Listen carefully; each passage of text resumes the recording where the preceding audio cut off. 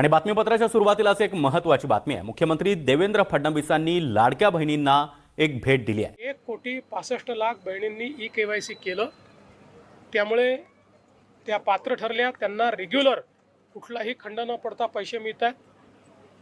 काहींनी ई-केवायसी केलं नाही।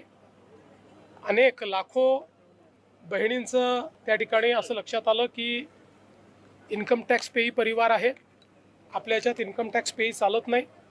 कारण ही योजना ज्या बहिणींना मदतीची गरज आहे, आधाराची गरज आहे, किंवा ज्यांना स्वतःच्या पायावर उभं राहायचं त्यांच्याकरता आहे। त्यामुळे त्याही जे काही लाभार्थी होत्या त्यांना आपण त्या ठिकाणी वगळलं। काही आपल्याला कल्पना आहे पुरुष लाभार्थी होते, त्या पुरुष लाभार्थ्यांवर तर आपण कारवाईच करतोय, त्यांच्याकडनं वसुली देखील आपण करतोय।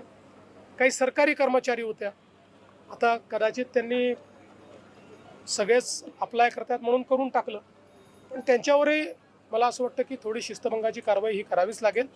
आणि म्हणून आता हा जो आकडा आलेला आहे 100% व्हेरीफाईड आकडा आहे। आणि या बहिणींना जोपर्यंत आमचं सरकार आहे तोपर्यंत लाडक्या बहिणीचे पैसे मिळतच राहतील।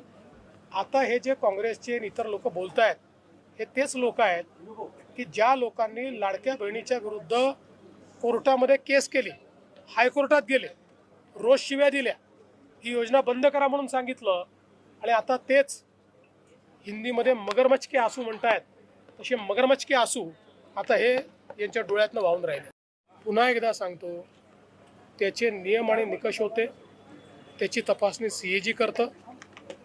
एकही पैसा नियम आणि निकषाच्या बाहेर जाऊन देता येत नाही। आपण योजना सुरू केल्यानंतर कोणाला त्रास होऊ नये म्हणून योजना सुरू केली, कारण इतक्या मोठ्या प्रमाणात तपासणी करणं हे महिन्यात, 2 महिन्यात, 4 महिन्यात शक्य नव्हतं। त्यानंतर आपण तपासणी सुरू केली। ई-केवायसी हा त्यातला महत्त्वाचा मुद्दा होता।